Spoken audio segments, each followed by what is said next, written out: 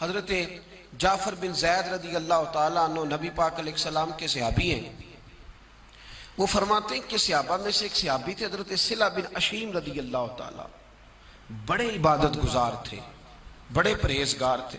فرماتے ہیں کہ جنگ میں ان کے ساتھ گیا تو مجھے کسی نے بتایا تھا، خاص آدمی نے، کہ وہ ساری رات نماز پڑھتے. ہم تو خیر پڑھے تو خاص آدمی کو بتانے کی ضرورت ہی نہیں، ہم خود ہی بتا لیتے ہیں کہ میں بڑی پابندی سے تہجد پڑھتا ہوں، یہ ہم خود ہی بتا لیتے ہیں.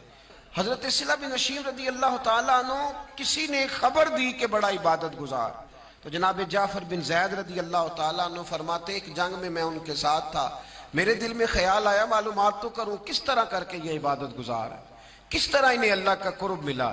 فرماتے ہیں جب سارے لوگ سو گئے نا، عبادت کا انداز ملاحظہ فرمائیے، سب لوگ جب سو گئے، سب لوگ لیٹ گئے، راستے میں پڑاؤ کیا تھا، ٹھہرے ہوئے، سب لوگ سو گئے، تو فرماتے ہیں اچانک انہوں نے اٹھ کے نا، جس طرح انسان دیکھتا ہے، کہتے ہیں وہ اپنی چارپائی سے اٹھے، انہوں نے دائیں بائیں دیکھا، سارے سو گئے.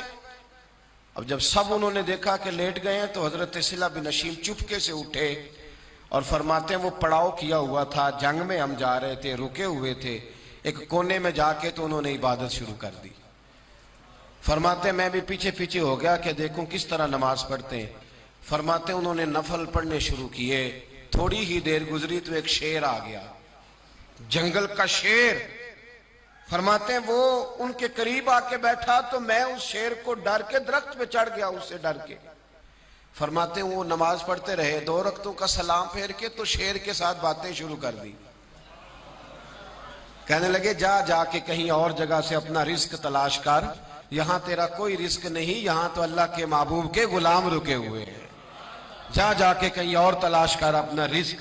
کہتے ہیں وہ شیر رخصت ہو گیا، لوگوں کے اٹھنے سے پہلے پہلے وہ اپنی نماز مکمل کر کے دوبارہ آ کے اپنے بستر پہ لیٹ گئے، اور جب لوگ اٹھے تو وہ سب سے بعد میں اٹھے فجر پڑھنے، تھوڑا دیر سے اٹھے، چند منٹ، تاکہ لوگ یہ سمجھے کہ یہ نہیں جلدی اٹھتا، یہ ذرا دیر سے اٹھتا ہے. فرماتے ہیں اس رنگ میں انہوں نے عبادت کی. اچھا جب وہ عبادت کے لیے رات کو گئے تو ان کا گھوڑا، ان کا سامان لے کے کہیں غائب ہو گیا، وہ مل نہیں رہا. حضرت جعفر بن زید فرماتے ہیں قافلہ روانہ ہو گیا، وہ بیچارے رہ گئے، میرا تو گھوڑا لے گیا سامان، اب میں کیا کروں. فرماتے ہیں جب قافلہ ذرا آگے بڑھا تو دوڑ کے ایک درخت کے پاس گئے، میں پیچھے پیچھے تھا، دعا مانگنے لگے، کہنے لگے اللہ مہربانی فرما، لوگوں کو نہیں پتا میرا سامان کدھر گیا ہے، تجھے تو پتا ہے نا اللہ، تو جانتا ہے نا، میرا مال مجھے عطا فرما، مجھے وہ عطا فرما دے.